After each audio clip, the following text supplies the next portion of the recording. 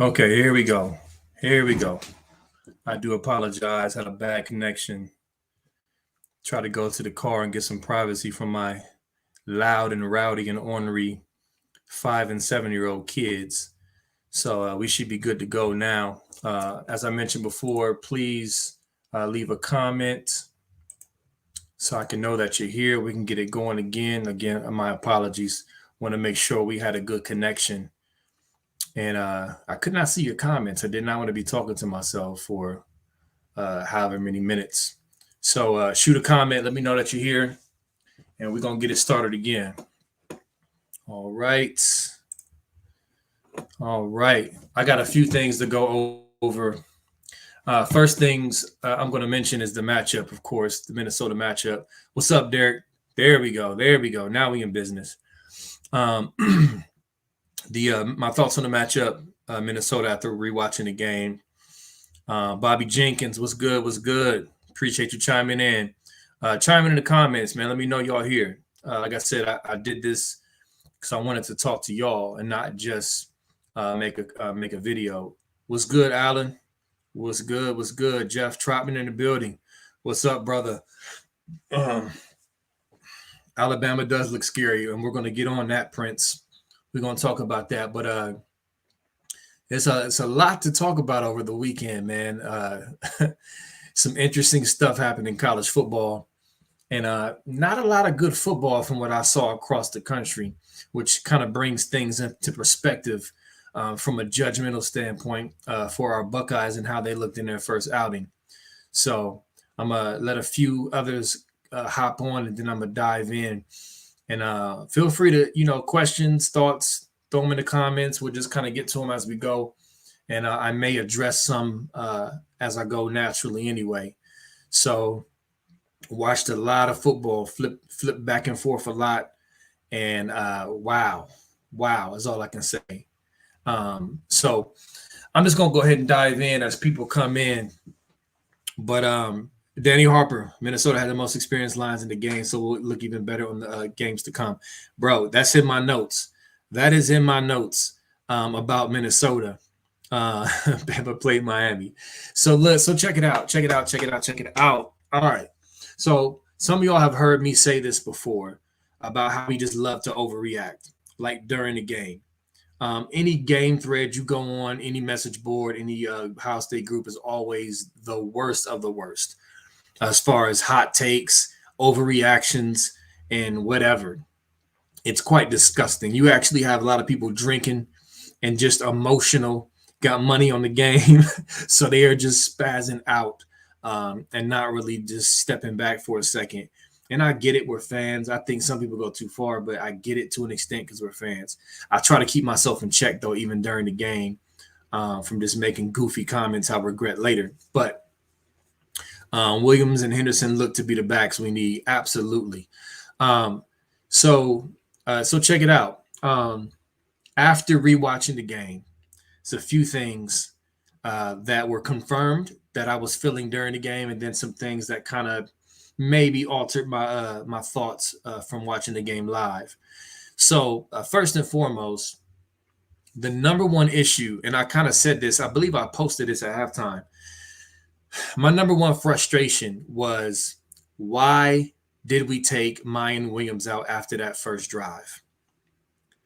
Now, that was my initial thoughts after watching Ryan Day's press conference and stuff like that. It gave more perspective overall, but I still stand on my frustration of why did Mayan Williams come out after that first drive? We could all see, first of all, we all pretty much knew, if we're honest with ourselves, that Mayan Williams was a better back than Master Teague. Okay? Master Teague eventually lost his starting position to Trey Sermon, and rightly so, as Trey came on at the end of the year. Even in the Clemson game, Mayan Williams came in the game, instead of Master Teague. So Mayan Williams had the backup role even last year. So this is not no big mystery. You could clearly see the talent. You could clearly see the skill set was better than Master Teague.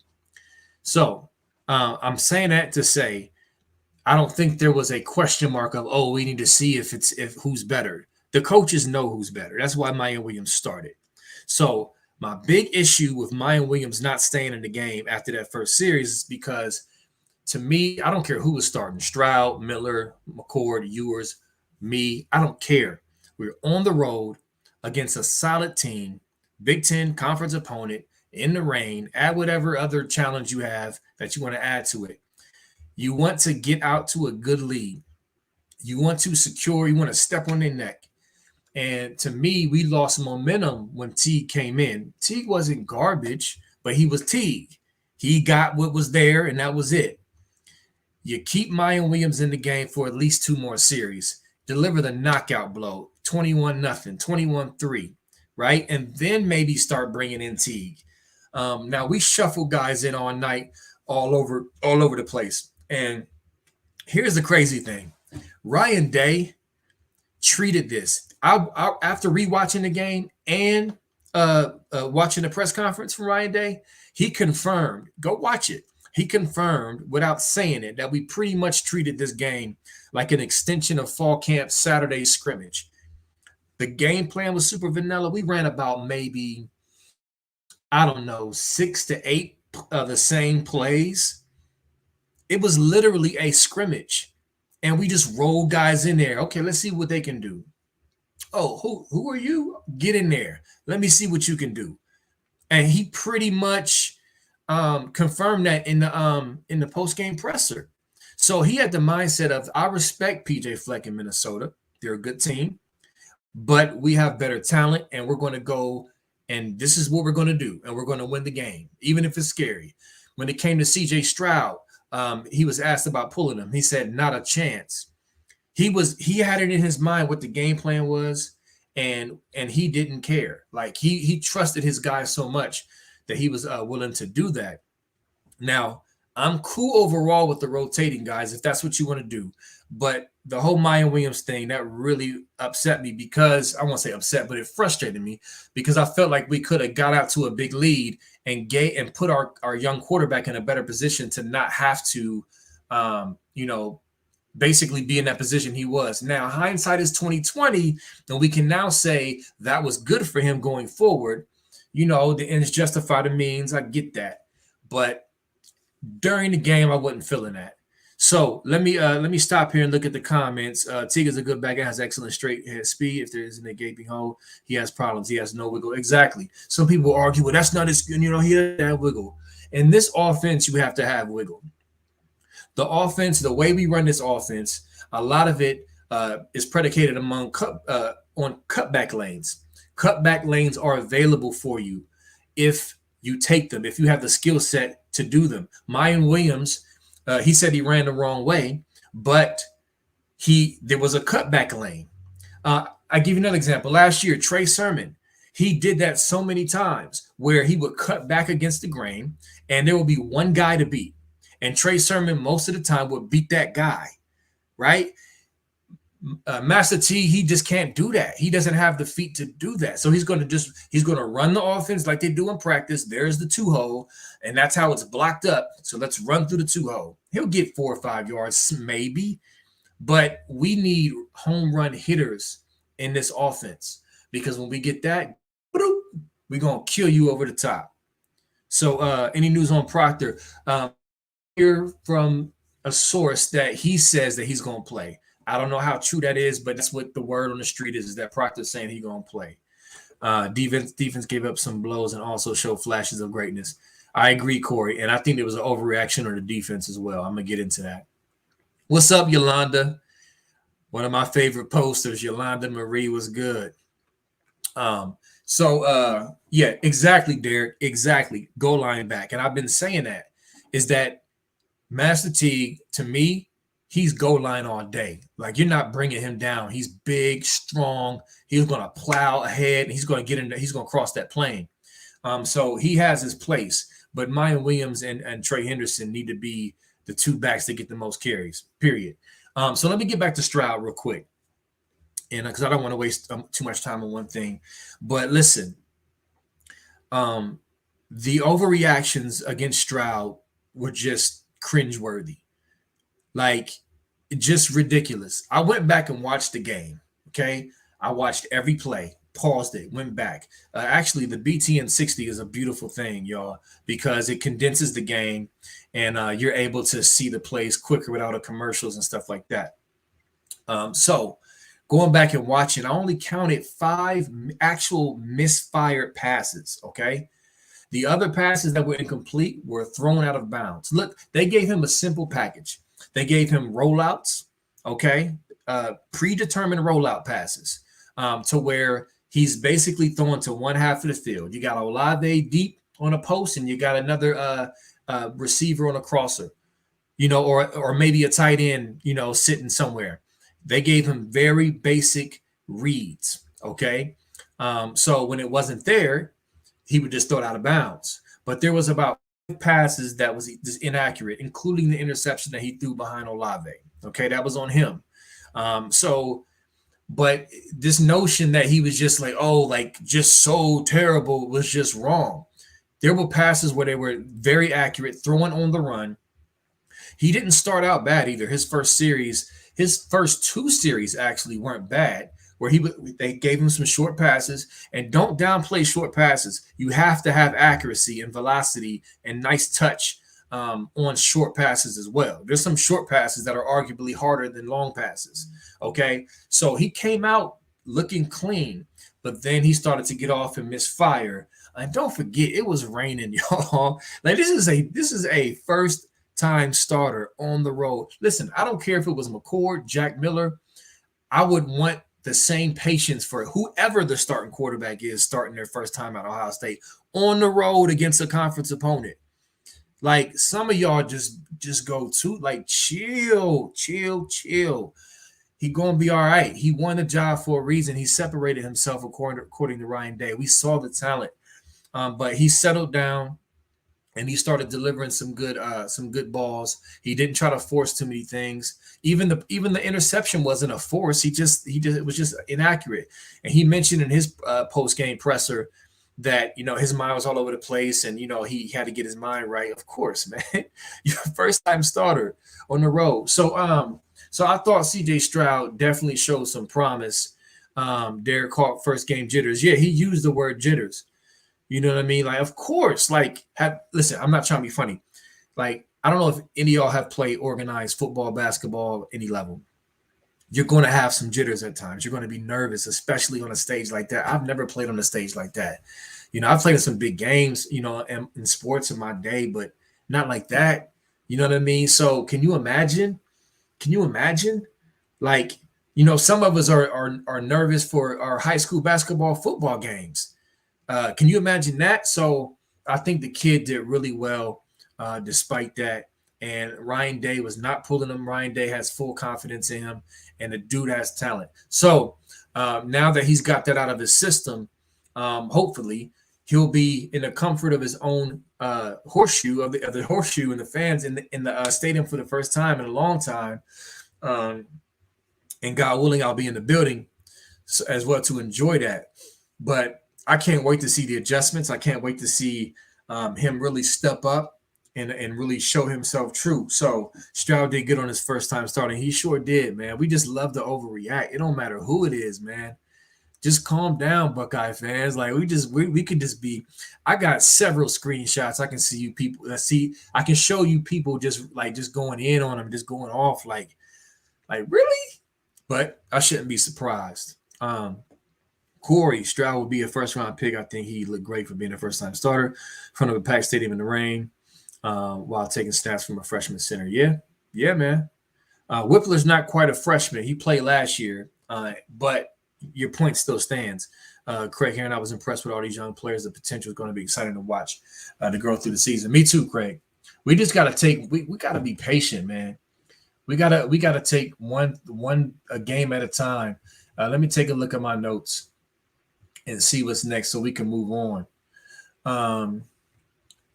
So the offensive line, y'all, is the real deal.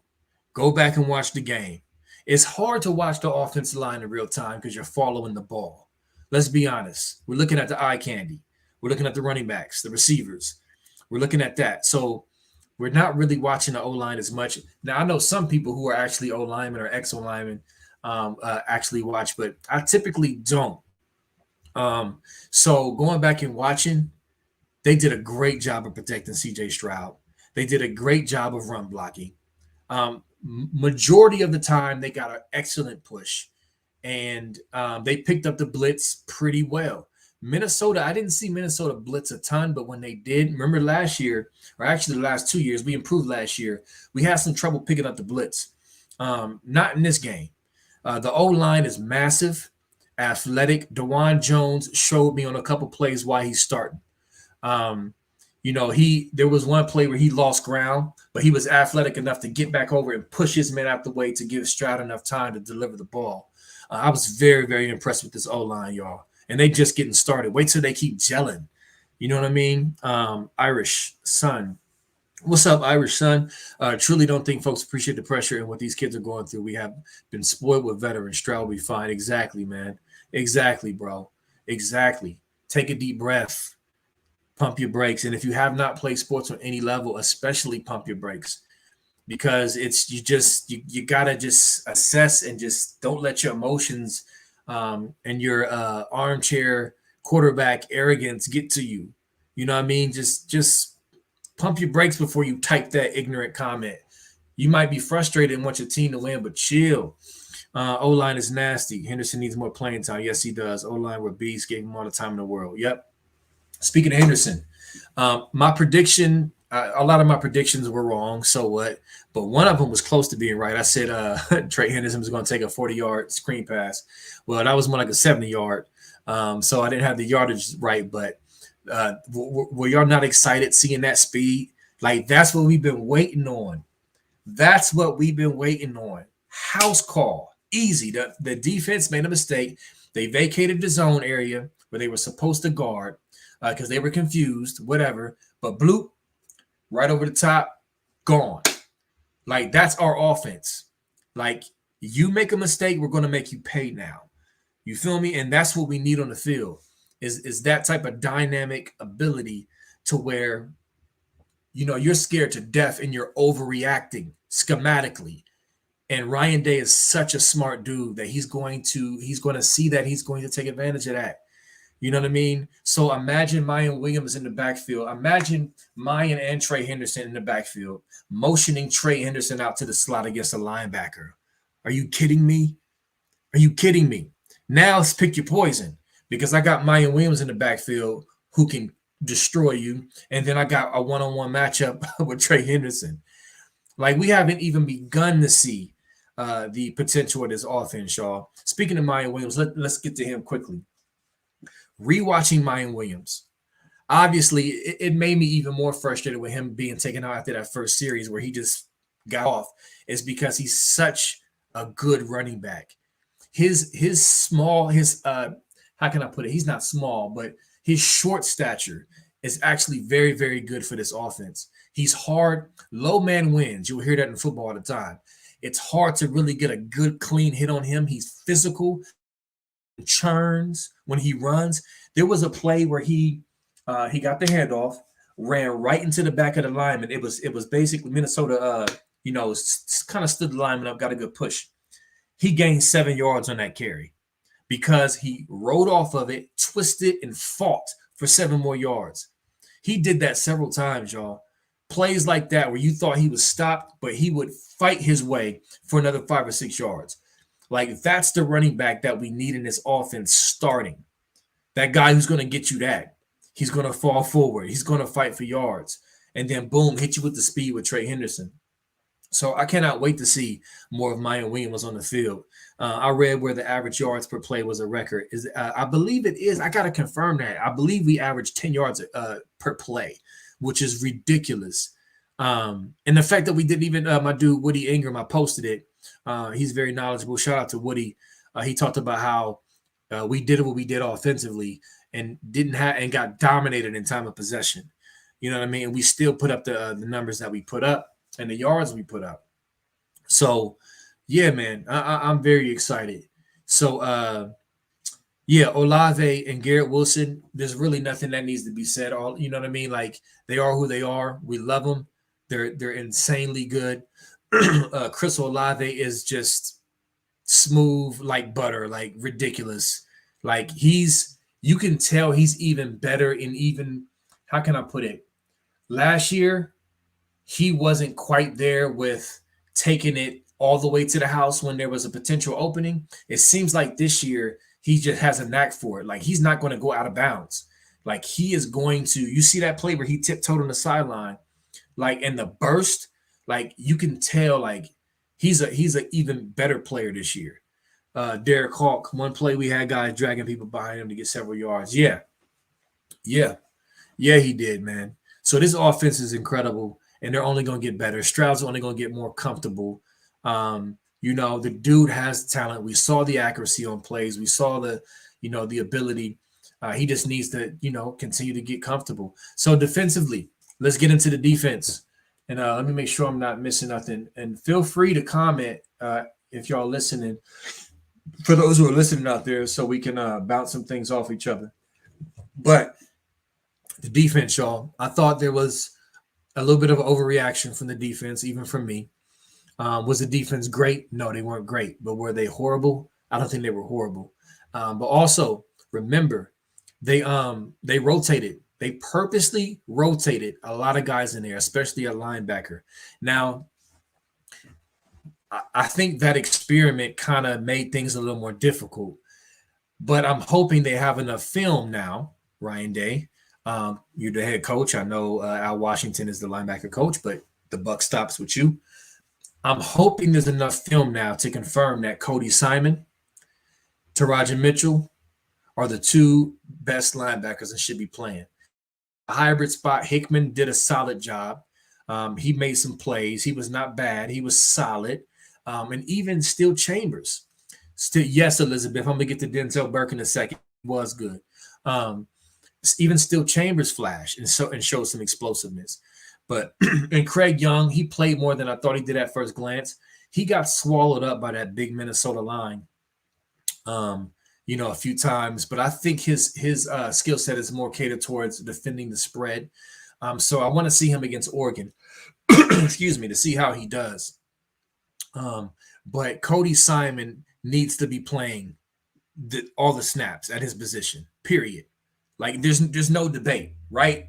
Right? Like, okay, you got Eichenberg in there. He even started. You thought maybe he's the more physical linebacker for this type of lineup against a team who's going to, line up 9 offensive linemen, 13 offensive linemen, something crazy.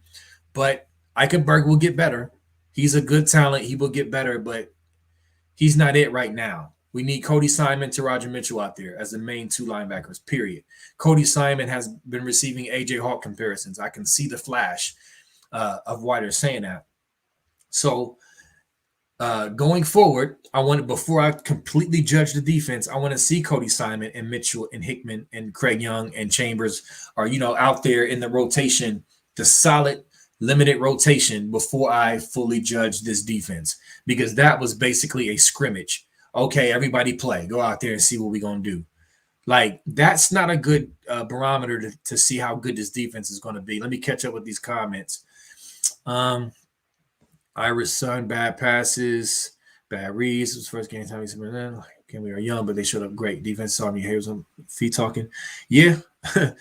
College football, please calm down. Please watch other teams. Yes. And we're going to get to other teams too, Irish Sun, to really give perspective, because we saw some doo-doo on the field this weekend, if we be honest, from these other college teams, while we killing our own team like we just trash.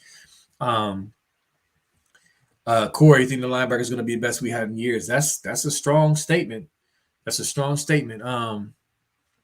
Hickman, Simon is a beast. Yeah.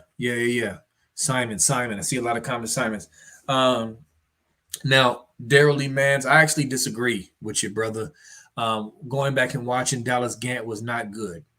There was a couple plays where you saw that's what you're supposed to do, Dallas. That was a good play, but more often than not, he couldn't get off blocks. He was getting swallowed up. He was making bad reads. Wasn't reading his keys, from his linebacker spot. He wasn't anticipating, it was like he was waiting and then getting caught up in the wash too much. Dallas Gant was not good, in my opinion, Daryl. But he'll get better. He's still coming off an injury. He didn't have all the reps in fall camp that he could have got. So he'll get better. But Cody Simon, Taraja Mitchell, Hickman, primarily at the hybrid, and I want to see more of Still Chambers because he looked good. So one reason to pump your brakes about the defense is because it was a hodgepodge rotation of linebackers in there against Minnesota. That's not our true rotation in our starters playing. You can't make a judgment off of that. The defensive line was good but not great. We were pretty solid against the run, minus a few really well schemed out plays from PJ Fleck. Like the 4th and 1 play that was schemed up very well. And Ibrahim is a really, really good back. He's going to be I pray that he's not seriously injured. If he is, I pray for a speedy recovery. He's going to be a very, very good NFL back in a system that fits him. He has great vision, great burst, and he knows how to really exploit what's created by that Minnesota offense. Just real quick, I forgot to mention Minnesota's offensive line, Danny Harper mentioned it earlier, is massive, huge. Their right tackle is like 6'9", 360 and athletic. So let's not be too hard on what we saw, because I don't know if we're going to see a better offensive line this year, y'all. Like maybe Wisconsin, and I don't even know that. So I just wanted to touch on that as well. Minnesota's offensive line is really, really good. So keep that in consideration. And they're huge. And we still did a pretty good job of getting push at times. So I just wanted to say that. But the D-line was solid but not great. Zach Harrison getting around the corner finally after being so close was great. Hopefully that builds some momentum going forward. With getting pressure. All right, let me stop here. See what y'all talking about. Like I said earlier in your post from Derek Calk, I think the D needs to learn basics and wrap up the tackle. This bumping into them isn't doing it in the arm tackling. Yeah, Derek. But a lot of those players who were doing that were young. Now, Dallas Gant isn't young, but he hasn't played a lot either. He played a little last year, but he hasn't played a lot. You're absolutely right. Those guys need to wrap up and learn how to wrap up. Serena, I'm so worried about our defense. I'm concerned, but I'm not ready to panic yet. Ibrahim is done for the year. Yeah, he's done. He's done, but I hope he bounces back and he's ready for the league. Excuse me, for the NFL. Steve Brown is Proctor. If Proctor's injured, thoughts on Bryson Shaw? Bryson Shaw, at first glance, I wasn't feeling what I saw a little bit from him. But going back, he was solid. He wasn't bad. He was solid. I think he did a good job, and he'll get better. I don't know if you rotate Lathan Ransom back there because he's a little more experienced, or you keep Shaw back there if Proctor's not available. Not quite sure. But remember, we had Sevyn Banks, Cam Brown, and Marcus Williamson who have all played, especially Sevyn Banks and Williamson. They both played a ton. So those guys were not playing. They weren't playing, y'all. And I was talking to a few guys on the board earlier about that. And I expressed my thoughts about how experience matters. And I mentioned, excuse me, on that 4th and 1 play, that long run, it was Legend Cavazos, who has not played anything at all up until this point, who was there as one of the last lines of defense that whiffed on Ibrahim. He was right there, had him dead to rights, and just completely whiffed. If that's Sevyn Banks, for example, who has played against Alabama and Clemson and has tackled in open field pretty well at times, I like his chances of making that stop. That big game was a momentum changer. So things like that matters. I want to see our DBs all back there starting and loaded up for bear before I just go crazy on his defense. Now, Denzel Burke and Ryan Watts were not bad. They did young player things, but they weren't bad, especially for their first start. Denzel Burke is good. He's good. He has pretty good technique. He's athletic. He has good speed. He showed some physicality. Like Denzel Burke is going to be a good one, and Ryan Watts is too, and he has the size. These guys started on the road in their first game against a Big Ten opponent and just got thrown out there like, go ahead, fellas, you got this. And they did pretty good, y'all, at second glance. I know our expectations are crazy, but we need perspective. and understand we had guys missing. We had 3 starting DBs missing. You can't teach experience. So, hey, what's up, Tina? What's up? What's up? Appreciate you watching. Um, so I'm not ready to go all doomsday and panic about the defense yet. Am I concerned? Absolutely, I'm concerned. But there are factors in place that we ought to consider before we just say, oh, we step and we're going to be bad again on D. So I really want to see how we do against Oregon this week. And before I move on to Oregon, I want to make sure I'm not forgetting nothing else. Excuse me, with this Minnesota matchup that I wanted to touch on. I think I pretty much covered everything.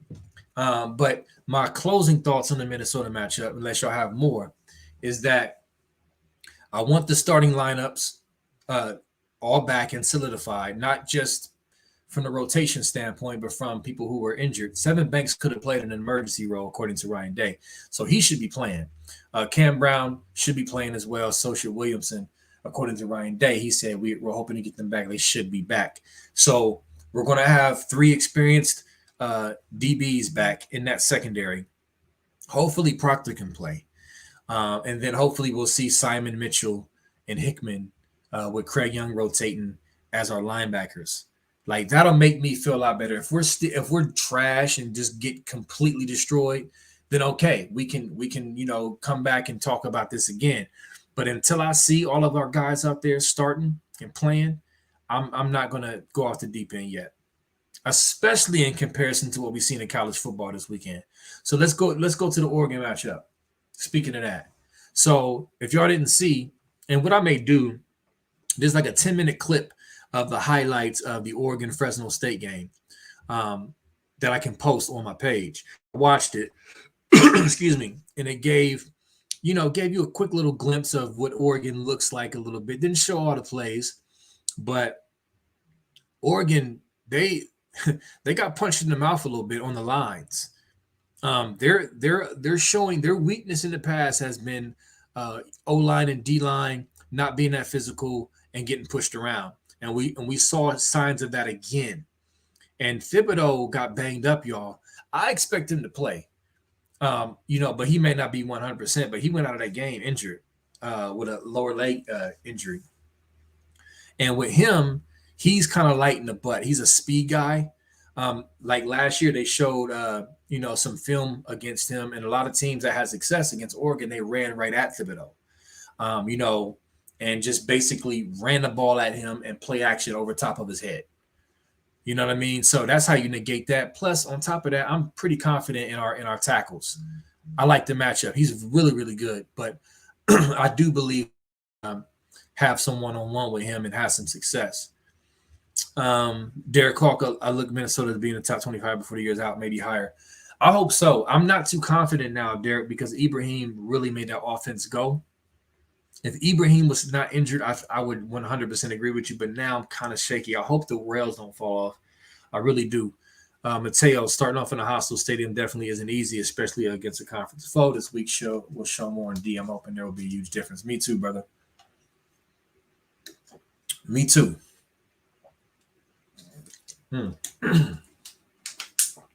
So, I think our O-line is going to dominate Oregon. I think that's going to be an advantage for us. We're going to be able to run the ball. And I was talking to my homie DeJuan earlier. I referenced DeJuan a lot. I got a group of guys I talk to daily, very knowledgeable, but he's an O-line guy.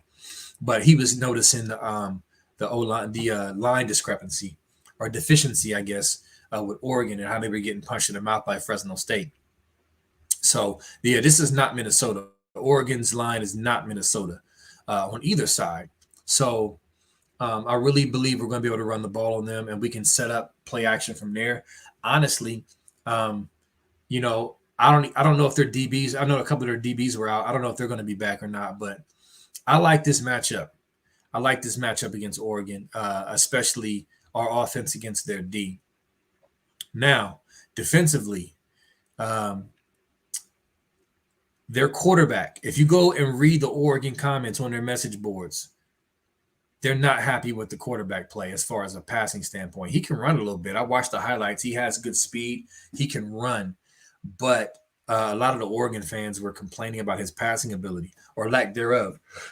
So running quarterbacks have given us trouble at times, but if he can't consistently throw the ball, then our front seven, I believe, can control that and scheme for that and key in on that and control that. You got to at least have some accuracy to exploit our secondary. So I'm curious to see just how good he'll be able to do that. And their running backs, they didn't have a lot of rushing yards, y'all. None of them cracked 100 yards on Fresno State. I think the quarterback was the leading rusher at one point in the game. That's not going to cut it. So they're a little panicky. Oregon fans was talking real big after Thursday night. Oh, they're beatable. We're going to beat them and blah, this and that. Well, after their game, they don't seem so confident now. So, you know what I mean? But we'll see. I'm sure we're going to get their full effort. They circled this game, and so have we. So, excuse me. So, I'm really, really curious to see how we come out game plan wise as well, because it was like I said in the beginning, it was a very vanilla game plan, y'all. It was about 6 or 7 plays we ran, running and passing, very basic. Protect your quarterback, roll them out, easy reads. It's not there, throw it away, hand the ball off. Okay, you get in now. Let's see what you can do. That's basically what it was. We had a scrimmage game plan for at Minnesota. I mean, that's what it was. And that's another reason why I'm not overreacting. Ryan Day is a smart dude. We put very little on film for Oregon to see. Like, we didn't run half the plays, not even close to what we see us running. Like, you know what I mean? So I'm very excited about this matchup. And what they say, the growth from week 1 to week 2 is the biggest leap, in college football as far as growth. It's from week 1 to week 2. So I'm really looking forward to seeing C.J. Stroud more comfortable, more Henderson, more Mayan. Does Oregon still run a hurry-up offense, or have they slowed down? From what I saw on tape, Steve, they did a mixture of both, depending on the situation, kind of like us. Like, they slowed it down when they felt like they needed to, when it was beneficial for them, like towards the end of the game when they were trying to close it out. But then you saw a series where they were go, go, go, go, go. So a lot of bubble screens, slants, quick hitters, zone reads, stuff like that. Yeah. One thing you can say about Stroud is he threw the ball away. Exactly. And the throwaways he had, like, I saw some people complaining on plays he threw out of bounds. I'm like, he should have threw that out of bounds. It wasn't there. I'm glad he threw it out of bounds. And you got guys across the country in college football, which we'll go ahead and segue into now, who made horrible decisions, like the LSU quarterback who threw it behind his back and almost got picked off. I mean, we saw some clown show stuff this weekend, y'all. So let's get into it. We can close out with this. All right. Where can I start? Let's start with Clemson and Georgia. So the narrative from down south is going to be 2 awesome defenses, slugfest. This is real football. I think Georgia's defense is really good. I think it's solid. I think it's a really good defense. And they called a great defense. However, I think Clemson's offensive line is garbage. I think they proved that last night. I think DJ Uiagalelei has some growing to do. There was some, if you go back and watch some of it, there were reads that he should have made quicker. He was patting the ball a lot, and he was panicky at times. So he has to grow some more. Their offensive line didn't give him time to do stuff, to really make decisions back there on top of that. So I think it's a combination of Georgia's D being really good, but not 85 Bears good, and Clemson offensive line being really bad, which does not allow their offense to really get going. I think Clemson's D is okay. Georgia's offense is still bad to me. I don't care what nobody say. Like, I'm not going to crown Clemson's defense to give Georgia the benefit of the doubt, who's had offensive issues for years now. So I want to wait and see on Georgia and Clemson before I just go along with this narrative that it was just great defense and this is how college football should be played. Nah. CJ will be at home and will play great. Look for the Buckeyes to win 42-21. I can get with that score. Without Travis Etienne, their offense is basic. Yeah, they're missing their big-time slot receiver, too. Their quick little scatty receiver, which hurts them as well. But you saw Washington, who played scum this week. They lost to freaking Montana Grizz. Good Lord. So scum is going to win that game, most likely. And speaking of them, unfortunately, Ronnie Bell is out for the season. Like I said, I hate scum with all my heart and soul, but I hate injuries. I do not want to see anyone go down. So that's definitely a sad thing for that young man. Hope he bounces back quick. That's definitely a blow for them. But with that said, Washington looks like they're going to be bad. They just lost to Montana. So that should be a win for scum. What else? What other marquee games? Penn State, Wisconsin. I didn't get to watch that whole game. I flipped back and forth, but I really want to see again, like the offenses. Who's really like? Are they really bad? Like, was it just the really good defenses? I need to see more. I need to see more. But with that said, I'll take our offense over any of them. You know, and I feel like our defense is still, you know, the jury's still out. And I believe we have the talent to really make some strides and have a really, really good combination of dynamic offense and at least solid defense. But I was not impressed by a lot of the offenses I saw this weekend. In the quarterback play, we were so hard on CJ Stroud, and there was some really bad quarterback play this weekend, y'all, from college football. So it's perspective. You know what I mean? This is like when you see the rest of the landscape and you just like, man, thank God I'm a Buckeye. Thank God. You know what I mean? I'll take CJ Stroud in his first start over what I'm seeing this past weekend. There's still no ACC teams that compete. Not sure Clemson will be tested again. I don't know, Mateo. NC State might be decent. Yeah, North Carolina. ACC is trash, Mateo. You're absolutely right. Um, they're trash. ACC is garbage. But I'm not that confident in Clemson to where they can't get popped by some of these teams. Look out for like a Syracuse, NC State. I believe they played them on the road. So I don't know. Whiskey QB isn't good in the red zone from what I watch. He fumbled twice and tried to force things. Was on the pick sixes. Yeah. See? I mean, like, perspective. You know what I mean? Like, that's a guy who's played before, right? Then he transferred. Compared to our guy Stroud, perspective. Dotson is very good for OSU. IU QB play horrible. Yes, thank you, John Gardner. Penix, that's what I was thinking about. Penix was awful.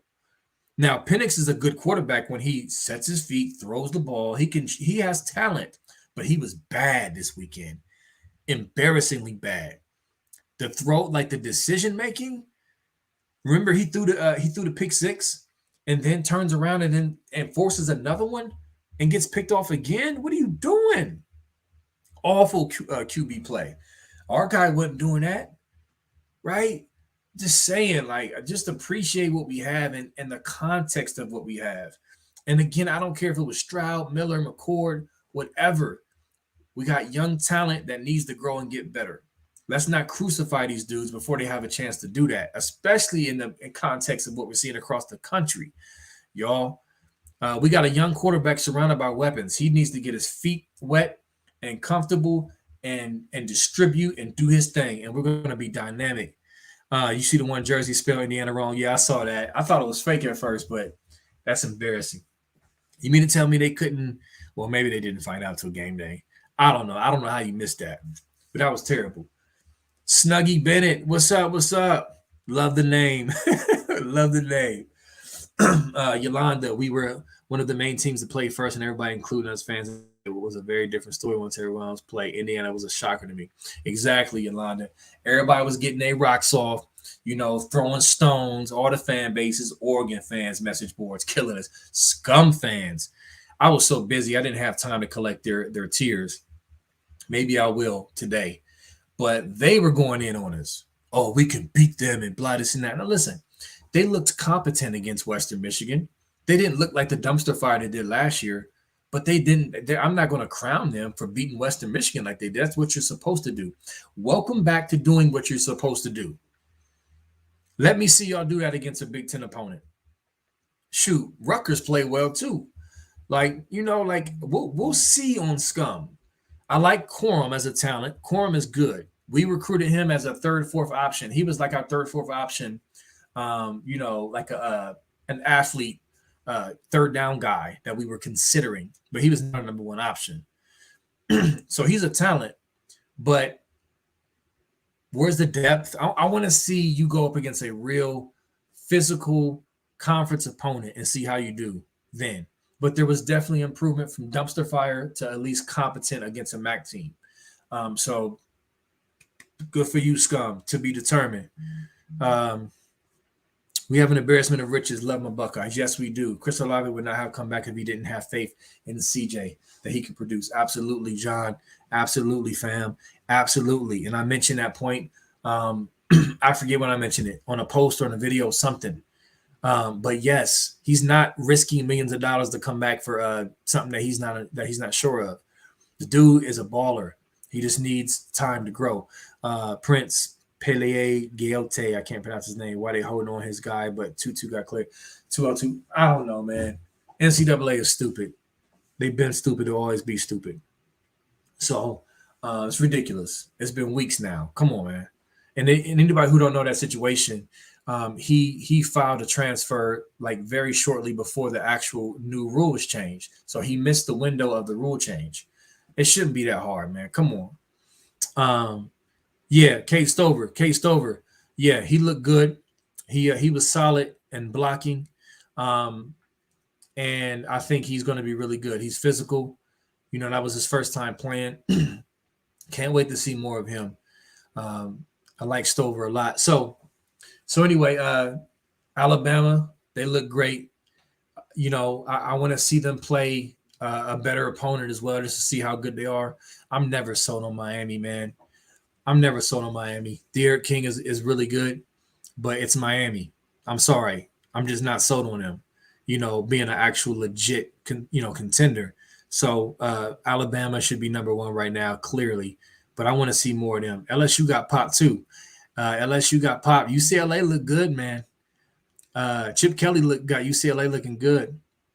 A couple calls that were questionable in our game. The score would have been totally different, especially the QB rep impunity. Yep, that call was weak. I don't care. He barely grazed his shoulder pad or helmet or whatever. Barely. That should have been that pick should have stood, and that was like a 14-point swing from what I remember. So yeah, man, it's just perspective, man. We gotta chill, man. Like we can acknowledge that some things need improved. Clearly, the defense needs to continue to improve, and we need to see some things. But man, you would think it's just like the sky is falling with some of these fans. So yeah, national landscape. Notre Dame plays. Will they play tonight or Monday? I want to see what they look like as well. But rankings, I think Georgia's going to leap us. I think it's going to be Bama, Georgia. I think we'll probably move up to number 3, right? Or am I forgetting somebody? Because I think Clemson was ahead of us, right? So we should probably move up to number 3. Georgia will probably be number 2 since they had that big win. These rankings right now don't matter anyway, honestly. I really don't care that much, but it's something to talk about because it really doesn't matter at this point. Ransom targeting call was questionable, but it did appear to be targeting. Yeah, it was definitely questionable. But I like what Joe Klatt said after his rant about how it should have been targeting. He beat that drum to death. Is that they need to reevaluate the rule to where a play like that can be a penalty, but not an ejection. Because I don't think that was ejection worthy. I think it was, arguably penalty worthy, but not objection. I can't talk. Ejection worthy. So there's some plays that are not, vicious in intent that should be like, okay, that was a bang bang play. Okay, 15 yards, as opposed to kicking them out. So, John, yeah, appreciate you, man. Appreciate you. Absolutely, man. I love y'all. Y'all smart, intelligent, and I love hearing from y'all.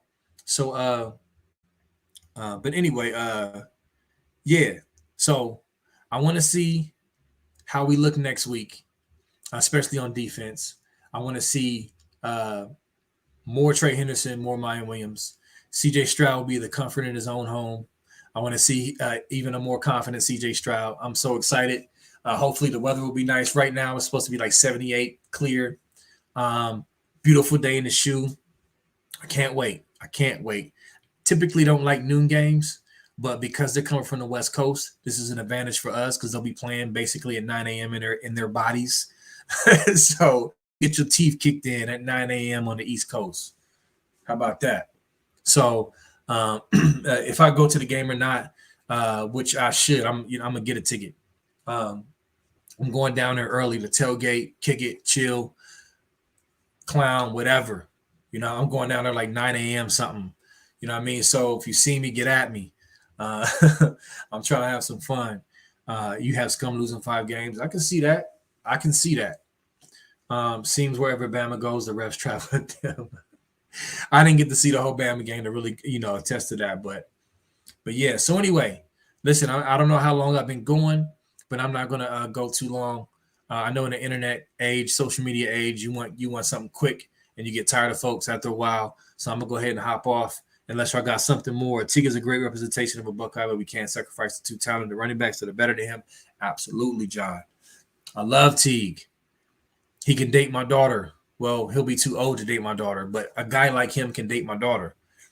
But you got to let the best guys play. And I was fine with Teague getting reps, just not that quick. Let us get a big lead. Let your best back play at least 3 series, maybe 2 series. Then start rolling him in. That's my only thing. Absolutely, Snuggie. The targeting call was, in my opinion, not targeting offensive player, lowered his head. Nothing that the defensive player could do. Agree with Joe Klatt's assessment of rule changes. Yeah. It was not a clear cut one to me. It was tough. And do you think our D-line would get it together? Yes, Prince. The D-line will get it together. By get it together, I don't think they were bad. They just need to get more pressure, but they were going up against a massive group of polar bears. Minnesota's line is huge. Go look up their size and their skill. They're going to be multiple NFL guys. Do not sleep on Minnesota's O-line. They're good. They're legit. So consider that. And I think our D-line will continue to get better. There was a heavy rotation with them as well. I think they're going to eat against Oregon, though. I think we're going to see them eat a lot more against Oregon. So we'll see. He graduated as a Christian dude, not going to be a problem off the field. Absolutely. Love me some Master Teague, but bring him in on the goal line package and let Mayan Williams and Trey Henderson handle the rest. And then he can come in and mop up duty and get his Master Teague on all day long. So that's how I see it. But anyway, I'm going to go ahead and shut her down. I want to talk y'all's head off. I appreciate y'all. Got mad love for y'all. Y'all should be happy to be a Buckeye, especially after seeing these teams across the country. Like, appreciate what you have, y'all. We got our issues. We have our warts. But there's nothing that's out of the reach of improvement. And that can't be coached up or tweaked up. We have talent. We have concerns. But I'm not going to trade our squad for nobody. Nobody. Henderson is a game changer. Get at me on the board. For those who didn't watch live, feel free to leave comments so I can respond. We can respond. But I'm juiced up, y'all, man. I'm very, very excited and happy to be 1-0, which gives us the chance to go 2-0. Ain't that what that coach Urban Meyer used to say? Yeah. All right, y'all. Love y'all. Peace. Go Bucks.